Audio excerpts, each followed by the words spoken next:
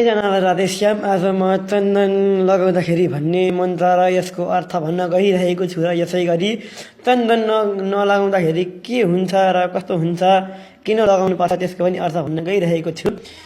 चन्दनं वर्तते आयु पवित्रं पापनाशनं पापदो हरतो नित्यं लक्ष्मी तिष्ठति सर्वदा। चन्दनं वर्तते आयु, चन्दन तिलक धारण गर भने आयु बढ्दछ। पवित्रम पापनाशनम, आफूलाई आएका पाप कष्ट रोगहरू सबै नाश हुनेछन्।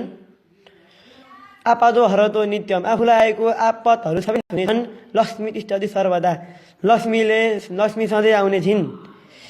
चन्दनेन बिना विप्र ताम्बुलेन बिना नृप सिन्धुनेर बिना नारी सध्यमसन एव च।